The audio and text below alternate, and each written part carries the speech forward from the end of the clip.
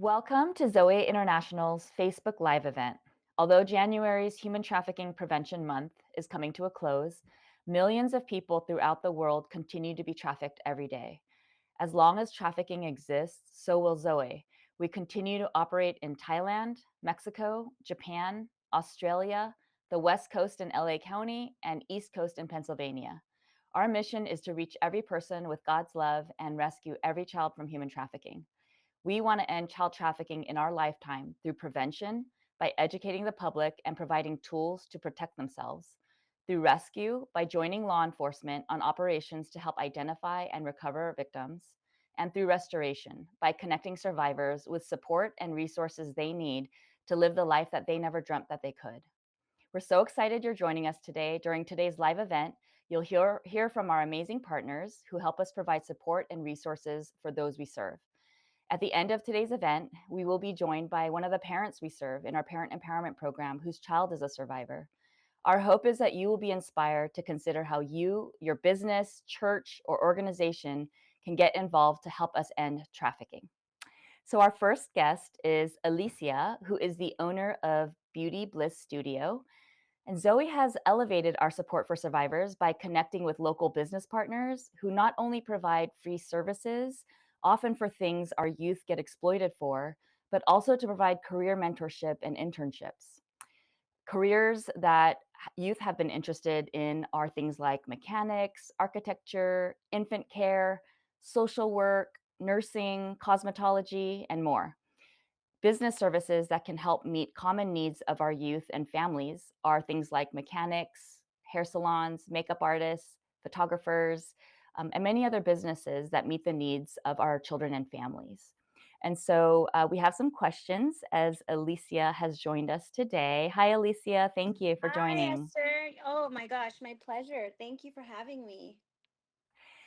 So, you have been such an amazing partner over the years, providing free hair styling and hair dyeing and hair cutting and all the different services that our youth have been requesting, which costs a lot of money, hundreds of dollars. And you have really dedicated yourself in and even created a nonprofit to be able to meet this need for not only girls like ours, but also the community at large, even in your own community. Mm. And so, can you tell us a little bit more about your business and the nonprofit you started? Yes. So my business is called Beauty Bliss Studio. I've been in the beauty industry now for about 19 years. I offer all hair services, makeup services, and spray tanning. And I do have a nonprofit. It's called Beauty and Grace Foundation. It's a little over a year old. As I was serving in the community and offering my beauty services, I started out with uh, men and women suffering homelessness and coming from addiction. And I just grew um, such a hunger in that area. And when I learned and educated myself on human trafficking, I realized how serious it was. And I just knew, and God put in my heart that I wanted to just be a light in these young girls' lives. And what better way than to offer beauty services, right? So I started my nonprofit. And Zoe, Esther, have a play a big role in that. So thank you for allowing me to serve Zoe. Thank you so much. How did you first hear about Zoe?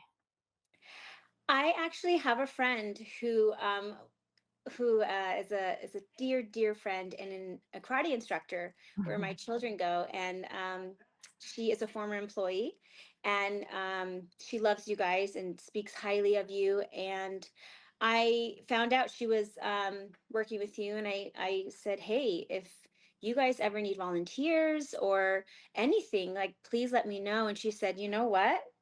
Yes, we would love your gift, beauty services. And I said, absolutely. And then I think, are we going on a year now, Esther? I don't even know. It might even Time be more. maybe. But that is how I heard about you. And I am so, so happy I did. it's amazing because I just, we'll talk with our team and say, "Man, if we could just find somebody who could help us, with this particular need," and then boom, we got that email from our employee who told us, "Hey, I have a friend who wants to help out with this need," and it was just right at the right timing, and so it's been Yes. amazing. Um, and why have you chosen to help the girls that Zoe serves? Such a unique question because I can go on and on about this. So forgive me if I ramble, just cut me off. But so much. I truly believe that we all have a purpose, and I think we all seek it. And our first and foremost purpose for me is to spread, the love of Christ, and to serve one another. And I think, God has truly blessed me with this gift. And I thought, wow, how can he use me? And this is how he's using me. I just, these girls bless me, I feel, more than I bless them. Every time they sit in my chair and I get to talk to them, and to just, remind them that life doesn't end where they're at. There's so much more for them, and to help them see deep inside of truly who they are, and be able to give back for nothing in return. Because, beauty is essential to women, right? It makes us feel good. It empowers us. And a lot of these young girls' identities have been stripped from them from by lies.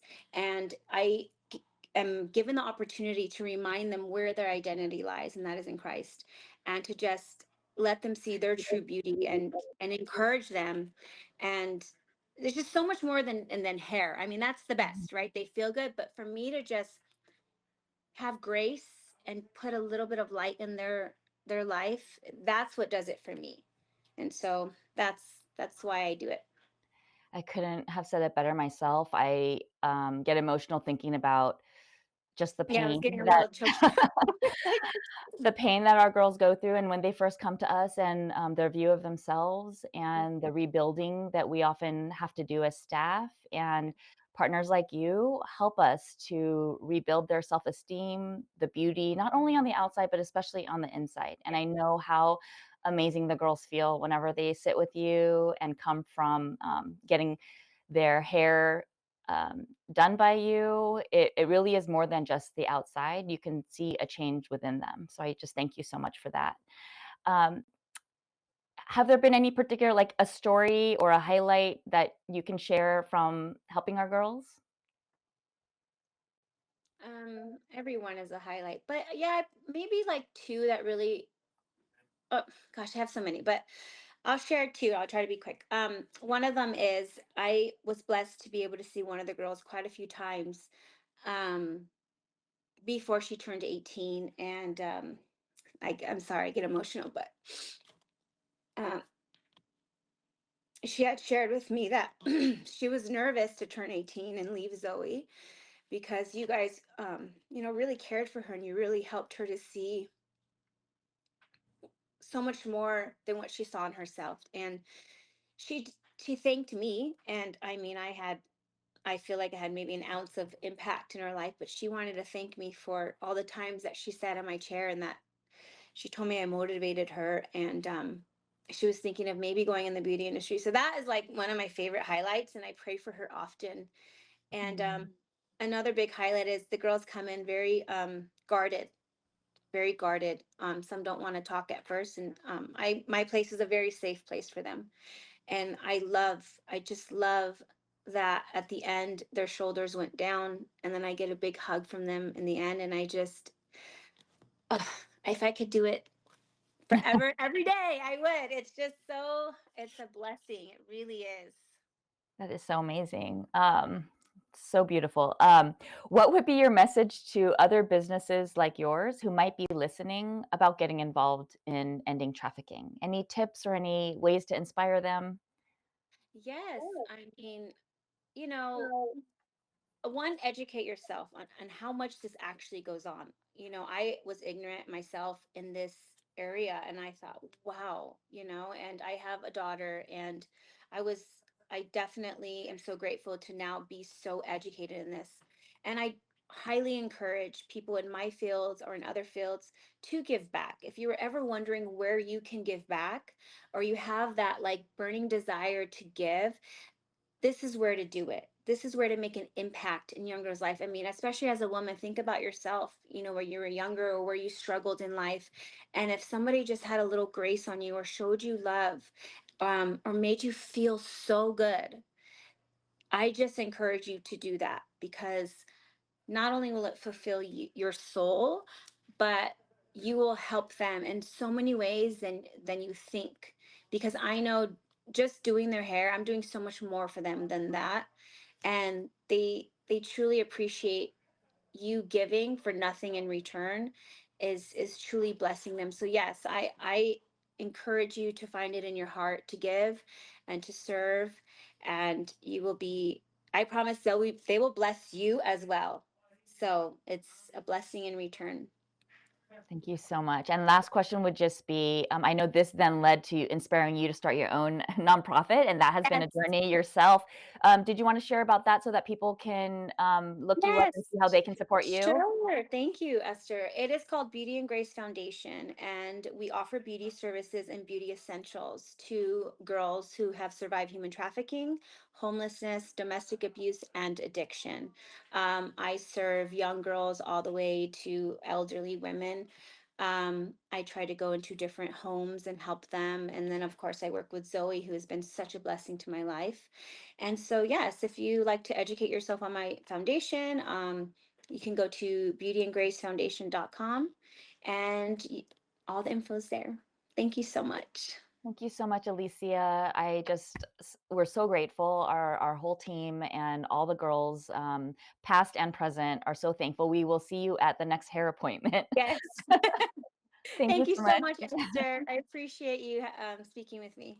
Thank you.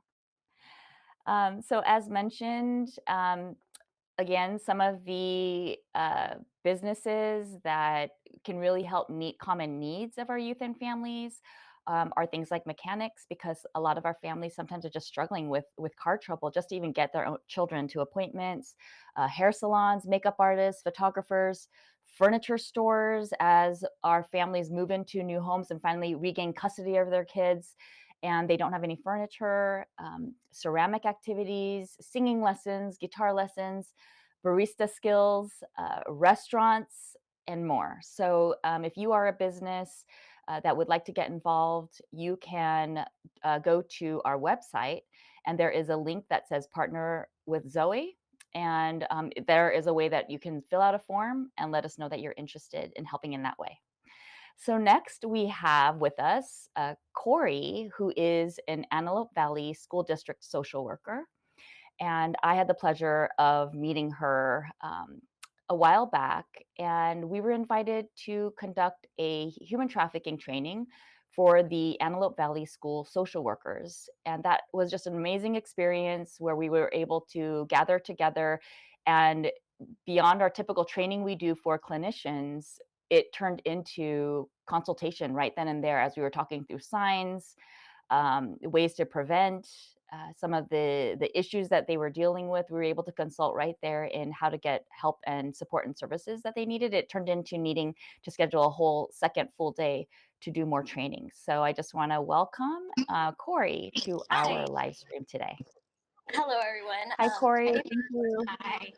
I'm Corey. I'm like Esther said, I'm an educational social worker at the Antelope Valley High School District, and we work with teenagers in high school. And Zoe has been amazing in the training. It went from a 1 day training to a 2 day training, and then we're also hopefully bringing Zoe back to our school site directly to train more people.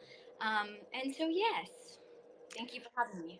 Thank you so much for taking out time out of your day today. What have you and your colleagues gained from the training and consultation that Zoe provides?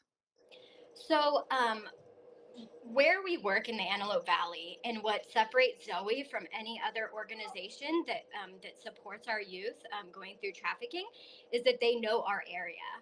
And so, because they know our area, they knew the trends, they knew the exact things that are going on with our students and how to look out for it. And so it makes it so much different when it's that interactive, where we have current, up to date information, not some I know not that online trainings that have been pre-recorded are necessarily a bad thing, but it was just hands-on, asking questions, consulting right on the spot, like you said, and realizing that we are dealing with this in our schools and that we need to do more to stop this, to prevent it, and to help our students who are already experiencing, whether it's human trafficking or work trafficking. We have all of those issues Mhm. going on in our community. And so what makes Zoe different also is having a survivor who has lived experience. Having her there was really amazing because she could help us on how to talk to our students, how to broach those conversations. And as a clinician, as an educational social worker, sometimes those topics can be very difficult to talk to students about, whether they're experiencing it themselves or whether they've known someone who've experienced it. And so having someone there with lived experience was definitely helpful. And also, where we can ask direct questions and there was no judgment and we could just ask anything and talk about anything. Also, Esther gave us direct contacts with who to get in contact with at the DCFS office, which is huge because a lot of times when the abuse is taking place out of the home, they don't always want to take the report. And we kind of, as social workers, our heads are spinning in the schools on how to get that student resources and how to get them support. So not only has Esther opened herself up for consultation following the training, which I've utilized many times, Mhm. and I will continue to utilize, so I feel like I'm not alone in getting our students resources. Thank you. And what type of risks and signs of trafficking have you and your colleagues seen in the schools? The main signs I would say, especially that Zoe helped, that the training helped us to watch out for, a big one is substance abuse. Obviously, they need to cope with trauma. And so, if we know that our students who are already being victimized are definitely using absences, poor school attendance when they are at school, not attending class, outside of class, changes in their appearance, like stark changes in their appearance, sleeping in class, always tired, bruises, marks, dude, like that's the main ones. Yeah. What are some of the tips that you would give to schools to help protect children from trafficking or prevent or recognize signs? I think the main tips that I would give is that we really need to educate our youth. What I learned through the training and also through going back into the schools after the training is that a lot of the tactics that they use to groom are coming from their own peers, Mm. which is terrifying because it's happening within our schools, in our community. And so I feel like the main way that our schools can help our students are educating the students directly, educating their parents, educating staff, especially ones that have eyes on at all times, on all the signs and warning signs, so that we could prevent it as much as possible. And what would be your message to other schools who might be listening about getting involved in ending trafficking? I wrote this one down. Please have your students and staff trained.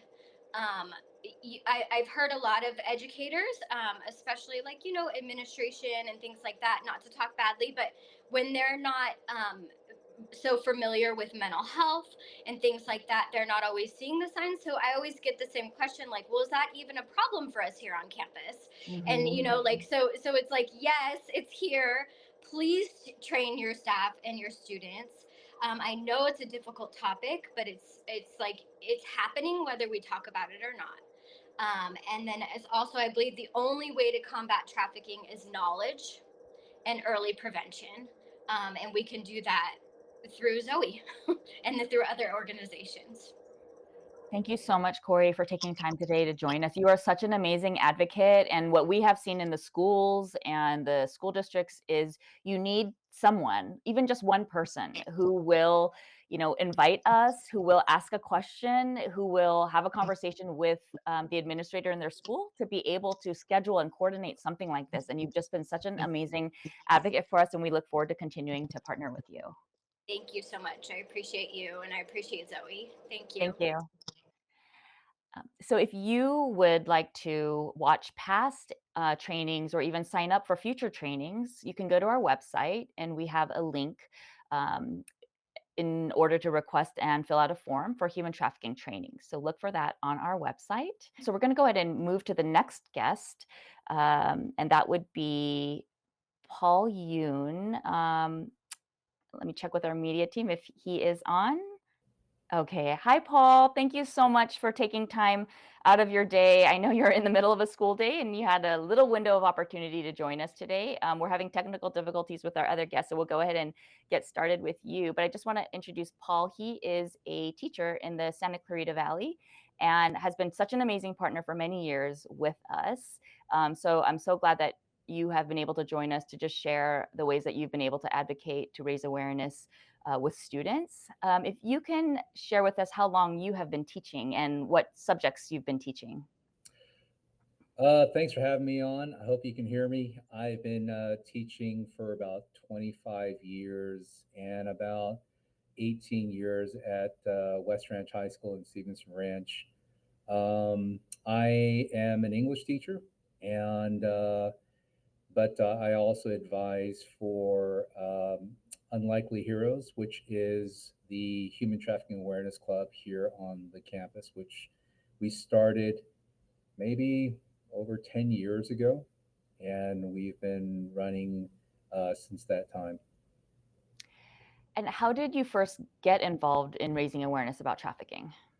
I also do ministry on the side, and we had, it was a number of events, but one of them was a statewide prayer meeting where there was a guest speaker is Benji Nolan, actually. Maybe you know Benji, and Benji was sharing about having come off of the field. And it was such an incredibly powerful, moving presentation of what he was witnessing in the sex trade in different countries. And I remember being so affected by that. Sometime later, we invited Erica Grieve from Unlikely Heroes to speak at our church meeting. And again, I was so struck. At that time, human trafficking, the idea of it was something that I wasn't too familiar with. But I remember that night, as Erica was sharing, I just thought, how could this be happening in our modern day, in our time? And I felt such a desire to want to be part of the movement to end, modern day slavery. I didn't know what I could do, but I knew that the one thing that I could do was to raise awareness. And I know that, having taught and we regularly teach about the abolitionist movement, within the 1800s, and how education was such an incredible part of that. When people learned of the horrors of the slave trade, that it really began and fueled the abolitionist movement. I just thought if there's anything we could do, is to educate, students.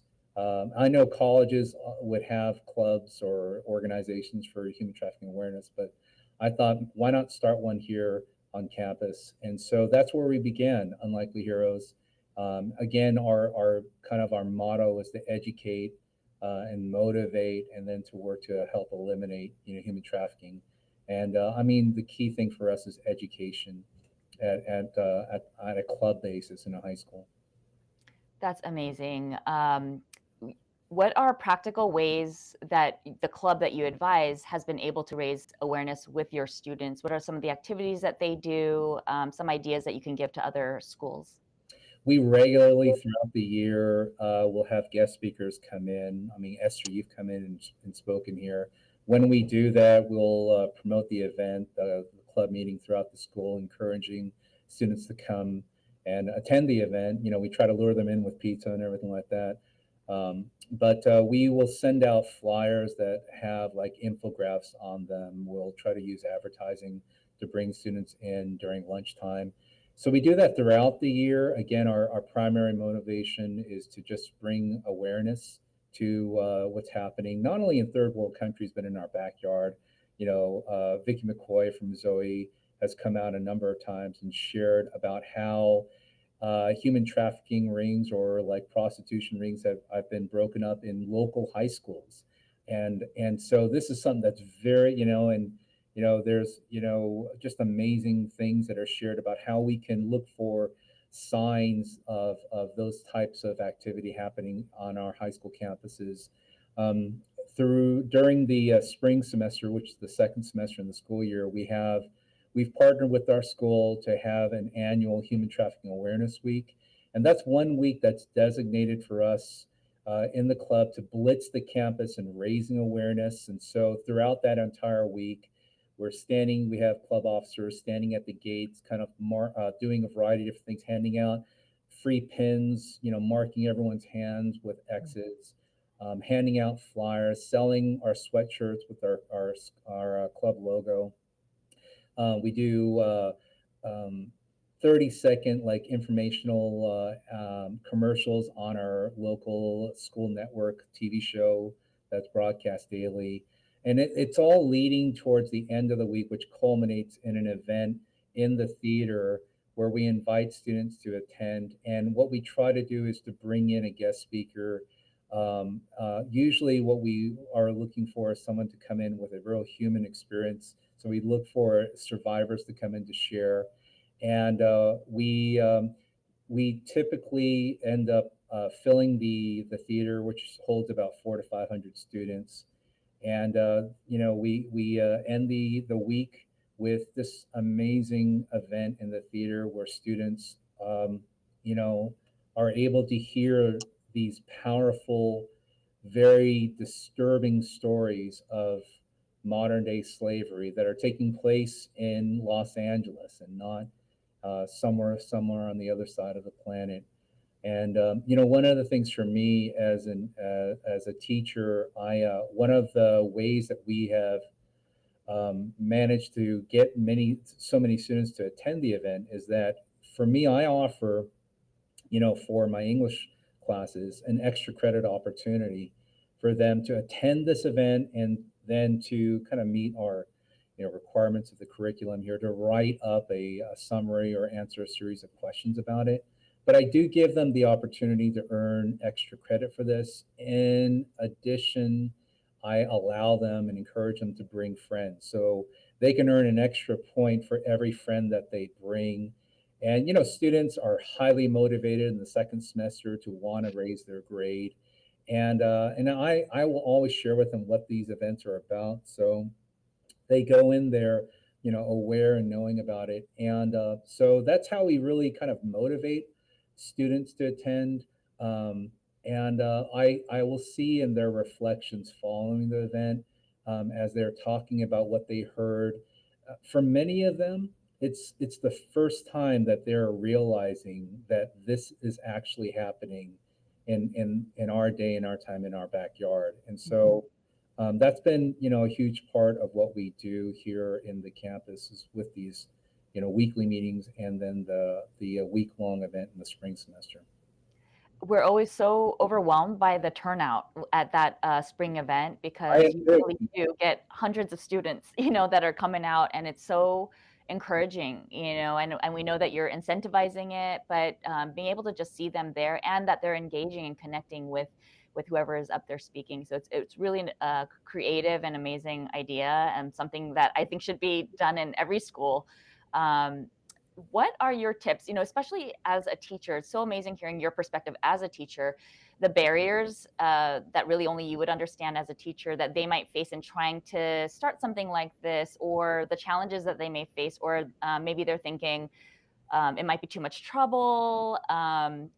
Any tips that you would have to encourage them if they want to do something, and how to sort of navigate the challenges they may face as a teacher to do something like this? One of the things we're always encouraging our student leadership is to reach out to other schools within our district. If they know a friend, if they know someone that is motivated to start a club. To be very honest, a lot of students are very interested in starting clubs on campuses and being in an officer position because it looks good on their transcripts applying for colleges. But it's daunting to be able to start a club, and it's not just a social club, but it's actually a club that has incredible, weight and significance. So one of the things that we offer is just advice, as far as like if you're going to start a club, the first step is to find a teacher that is willing to host the club meeting. Our club runs only twice a month. So it's not a huge commitment on the teacher where they have to actually do anything other than open the door and to be present.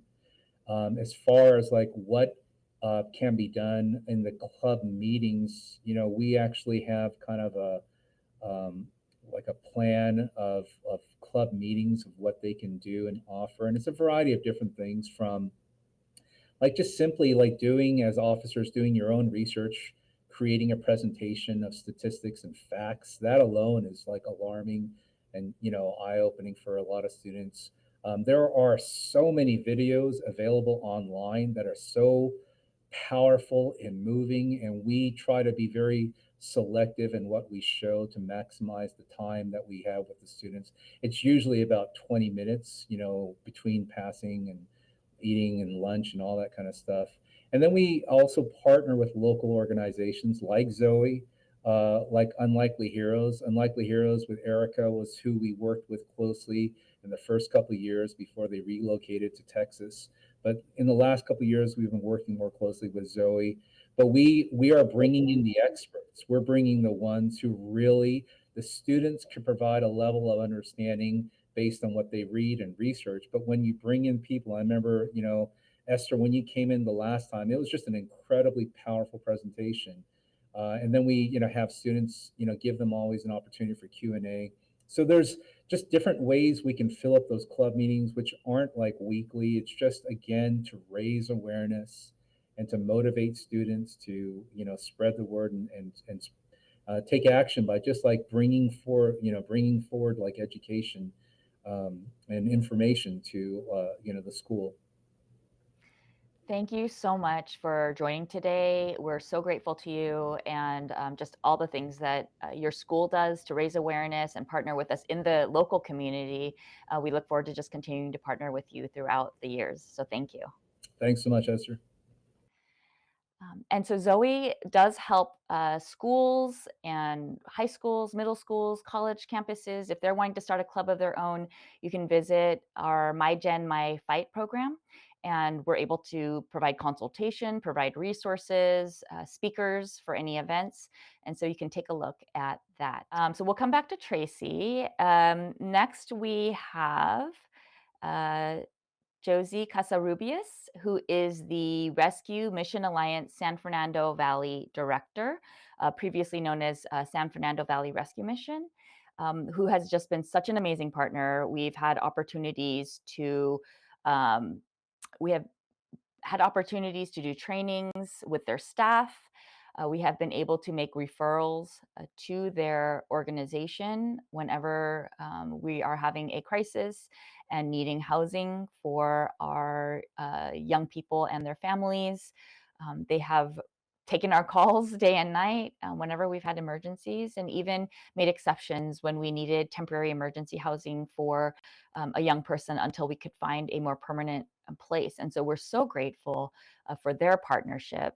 And today we also wanted to mention that this year we launched at the start of the year our 10 to End campaign, and our desire is really to have mobilize 10,000 people in this fight to help end child trafficking, and we want to raise $2 million to help sustain our programs throughout the year. And so you can visit endchildtrafficking.org to hear more about our 10 to End, where we're asking 10,000 individuals to donate $10 a month to this effort as we're trying to end child trafficking. And so visit endchildtrafficking.org to learn more about our 10 to End campaign. And then let me see if we can go back to, let's try Tracy again and see if that can work. Tracy? Yes, can you hear me? Oh, yes, we can hear you. Thank you for all of your efforts to join this call. We're so grateful that you're you're here today. Again, Tracy is part of Purpose LA Church and After Hours Ministry. If you could tell us about where your church is located and more about your church and also After Hours Ministry. Yes, we're located in North Hollywood, and we have a safe house for anyone that's coming out of human trafficking that they can come stay until they can get into a longer term program. We have housing, beds, showers, kitchen, a lounge area with TV and a couch, and they can just stay there comfortably with a lot of survivors will have babies and children with them, so they can come stay. We also have a boutique with free clothes and free makeup from Ulta. So a lot of the women love the makeup that we offer them as well. And that's our about our church, and our ministry is after hours. We do street outreach on Friday nights from 11 o'clock at night until about 2 or 3 a.m. And we go walk the streets where the women are being sold at night, and we give them gift bags with hand warmers, hand sanitizer, lip gloss, and different chips and candy and hot cocoa to stay warm. Mhm. And we have our hotline number on the hand sanitizer. They can call us or text us if they need help or resources or to get out of the life. And it's just worked out great just being there at the time that when we go out later at night, there's more women on the streets than say 5 p.m. So we reach 120 women a night. Wow, that is alarming and devastating at the same time. Can you tell us a little bit more about? I know things have changed a little bit over the years. It's gotten even more dangerous than it already was on the streets. What are some of the things you can tell the public about? Because I think honestly, even though we do educate about it, I think people don't know that individuals are being sold right here in LA on the streets, out in the open, not in a developing nation, but here in the United States. It's happening every day. Children, women, men, those who identify as transgender, they're being sold on the streets every day. If you could just give a little bit more insight into what that looks like and what you're seeing to help the public understand who is shocked right now hearing this.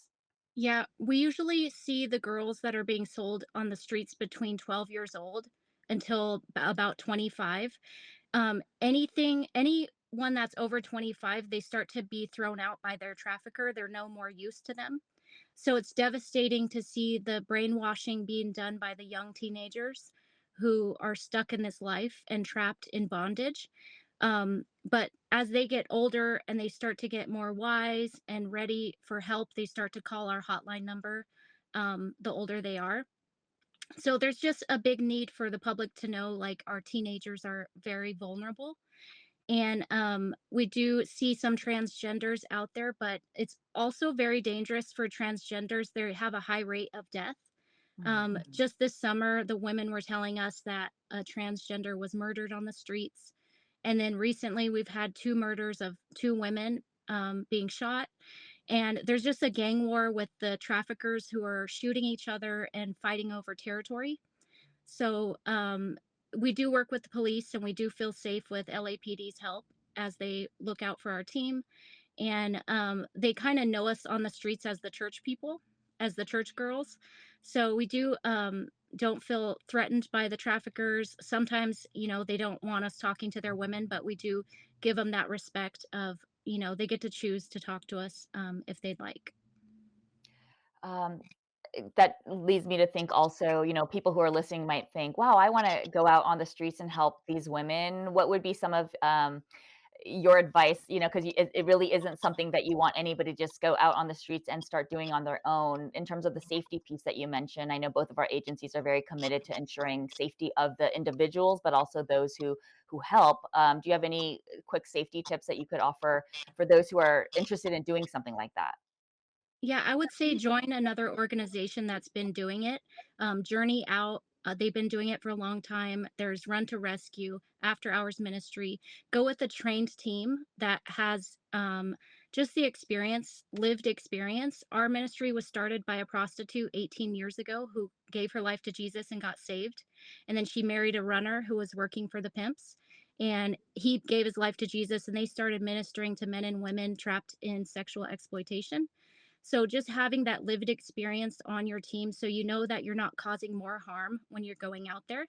but you're understanding what they're going through and just how to talk to them. Being with a trained team and a security guard, we always have security with us.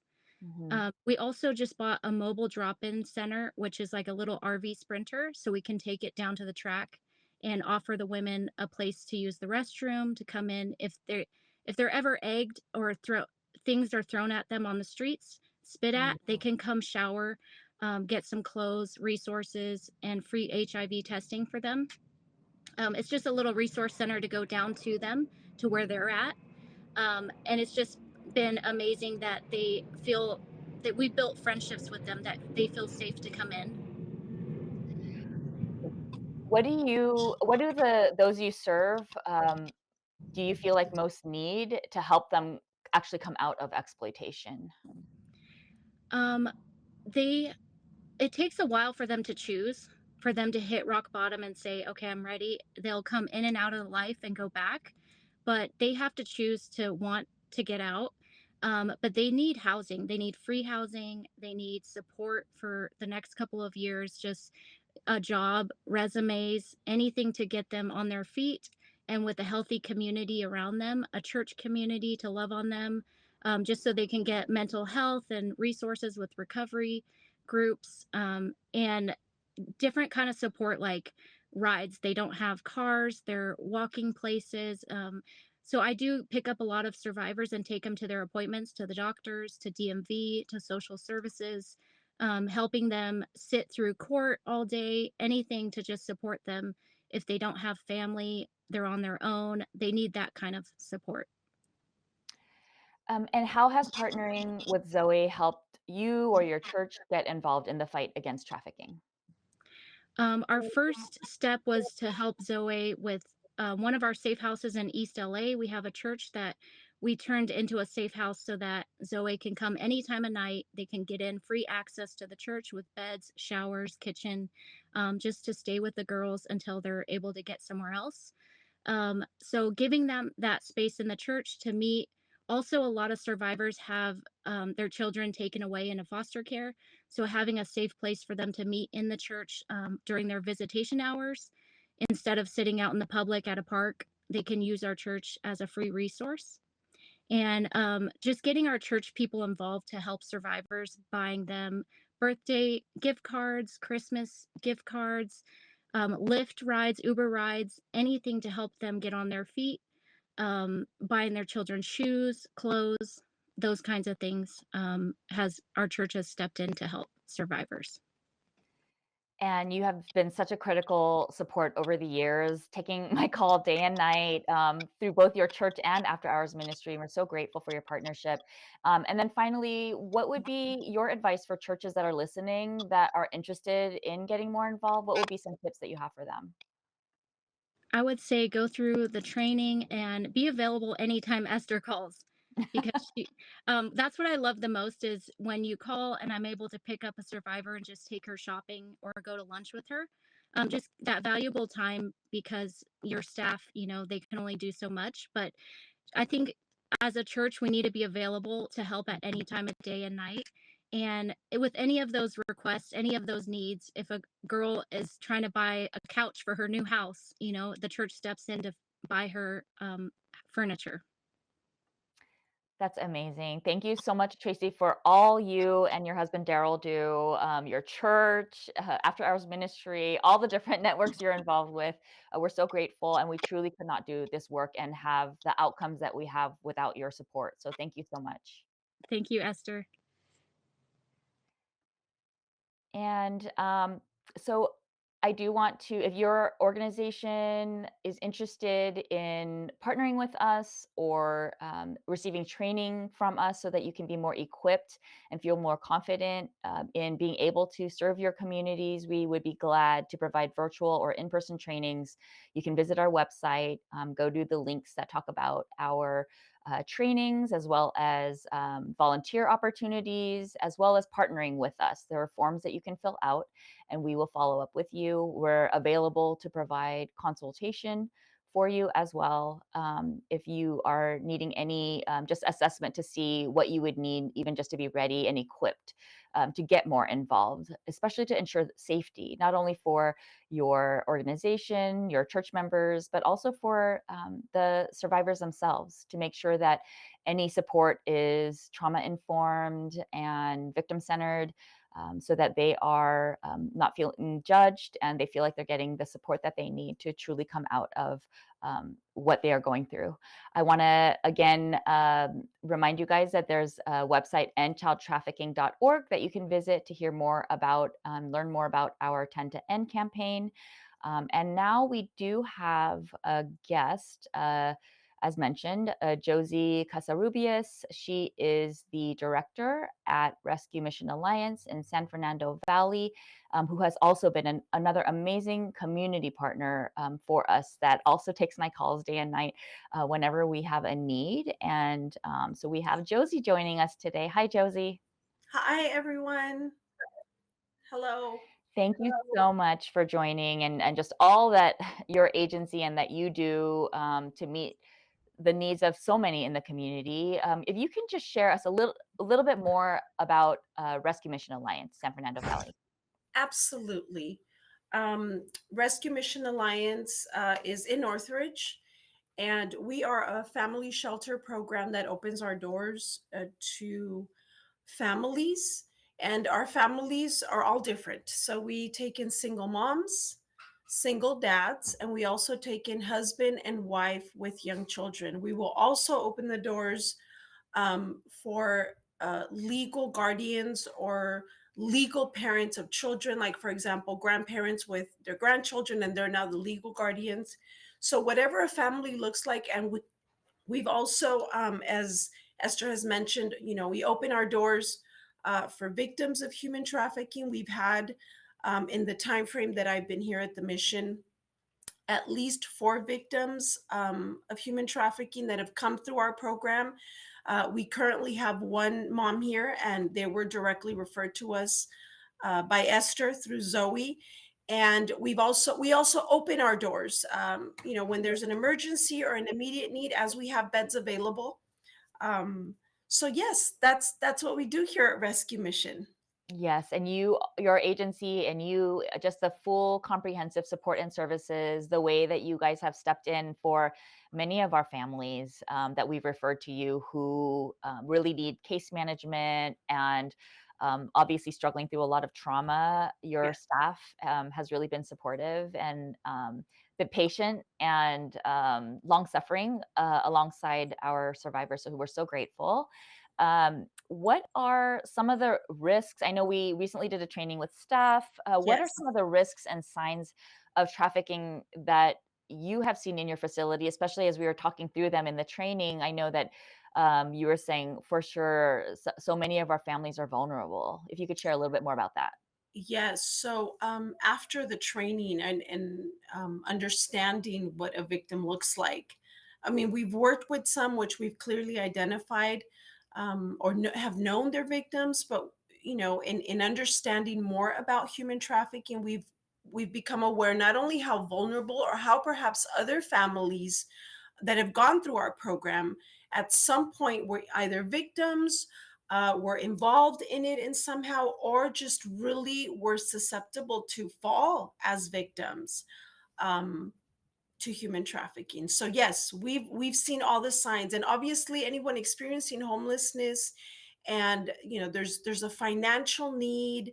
You're surrounded by people that are not always with great intentions, and so we've seen it over and over. I mean, I've heard a few stories of young moms, talk about how they met somebody and they had conversations and they invited them maybe to work or go to another place. And so even though they didn't at the moment fall victims to that, we understood, man, that sounds like a potential um, setup or planning of recruiting someone as a victim. Right. Um, and I just love that you guys are keeping your eyes open and paying Yes. attention to, those that are coming through your doors. Are there any particular protocols that your agency has when there might be a potential victim of trafficking or suspecting something like that happening?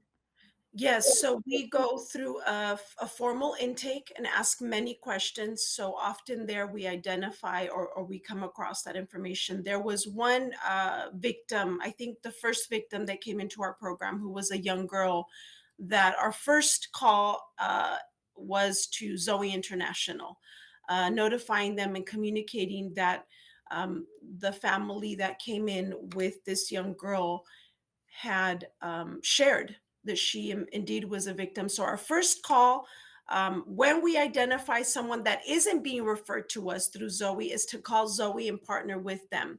The other uh, the other thing that we implement immediately is we begin counseling with them, and we connect them with professionals that partner with us, that are throughout the community, that also work with victims of human trafficking. So we reach out to the community that specializes in this area as far as the counseling, but then in-house we also work with them one-on-one. I do some of the counseling, the spiritual counseling with them. Their case manager works with them as well. And the beauty of what we do here is that we are also able to create individual case plans for everyone that comes in. So as we identify a need, we try to meet that need. And if um, it's out of our hands or out of our scope, then we reach out to the professionals that we partner with. Thank you so much, Josie, just for taking time out of your busy day to join us today and just your continued willingness to respond to all my texts and calls all the time and really consulting with me and even connecting us to when we get into a bind. You've been able to connect us to important people in the county to help us push through when we hit barriers and challenges. And so we just thank you for all you do, all your agency does, and we look forward to continuing to partner together. Thank you so much. Oh, I love it. Thank you. I look forward to it as well. Thank you. And finally, to wrap up our live stream today, we do have a parent joining us. Zoe conducts parent empowerment program classes. It's a 10-week course in partnership with the county, and we are able to provide parenting classes for parents whose children are survivors of trafficking and commercial sexual exploitation. We're able to teach on trauma, about trafficking, about the tactics that traffickers use, strategies that parents can use to keep their kids safe. And we just love seeing parents in the course of the 10 weeks really change and apply the strategies as we're doing the classes together. And they're able to give us feedback on the things that they've tried. But most importantly, it serves as a support group for parents. I think the most beautiful aspect is for parents to realize that they're not alone, that they're not the only ones suffering the ways that they have been suffering. And I think the message that our parent partner, Sylvia, who she herself has gone through getting out of the trafficking of her child and overcoming that together, I think we just love being able to tell these parents that they're not alone, that we will stand by them, that we'll bring all of our partners, the community partners, to stand by them. And they have coming through with gift cards for food, for furniture, whatever it might be that they need to support them in taking care of their children. And so we have a special guest, a parent, joining us now. And we'll have her join on. And I have some questions for her. I'm going to go ahead and give her a call, and she's prepared to join us on this call.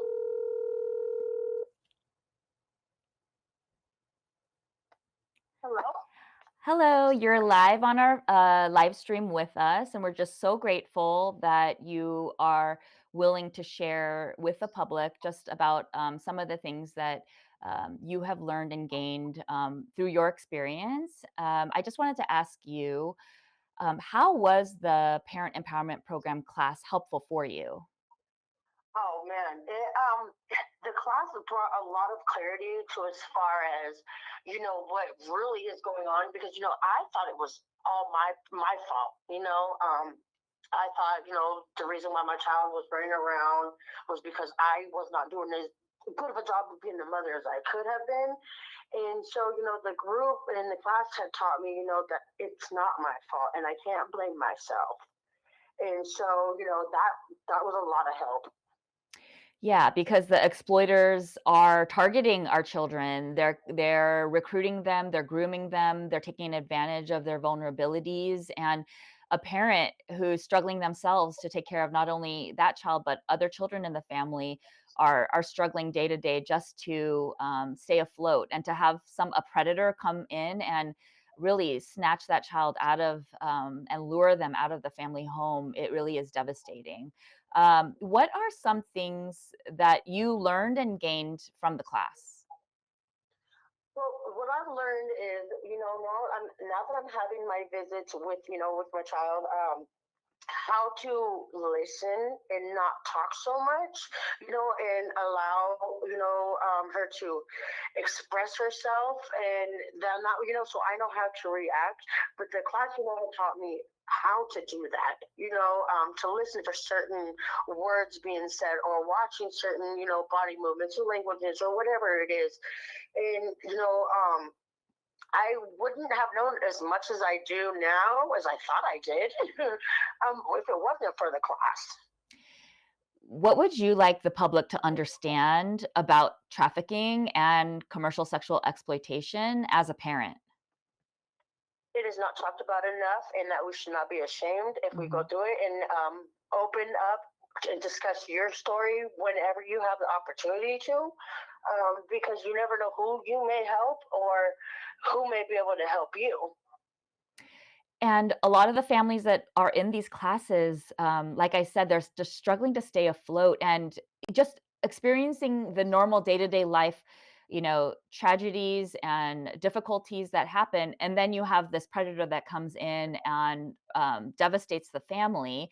How can the community step in and help families like yours? What are your greatest needs, especially during the hardest times? I think, if the community kind of can come together and we can actually make this, as big of an issue as it really is, and to show people, I think that would be a great start, because people do not take it as serious as it really is. And I think part of that is really, equipping parents and educating them. Parents can reach out to agencies like ours or other agencies in their community to help them have the words to be able to explain to local law enforcement, so that they're understanding the seriousness of what is happening. That it's not just, you know, I mean, any child, even though they are running away, even though it appears that they're running away, by choice, a lot of times there's other things that are going on. And so getting the support of agencies like ours to maybe help bridge that gap with law enforcement, to be able to get the help and attention that you need in very difficult times. And I would say also, let me see here.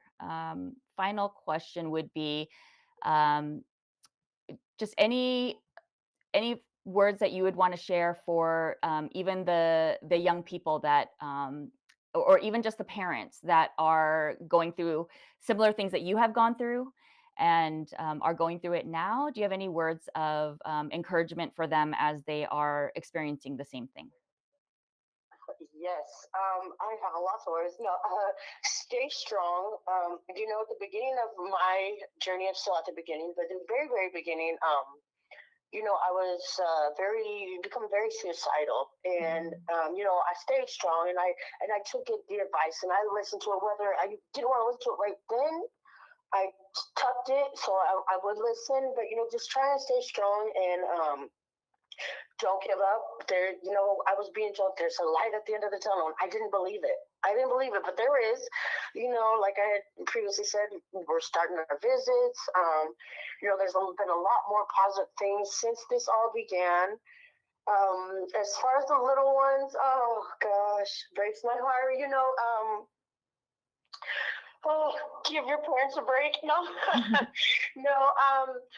you guys are also, just also stay strong, and remember, your parents are the ones who have been there for you no matter what, always, whether it was something very little or very big.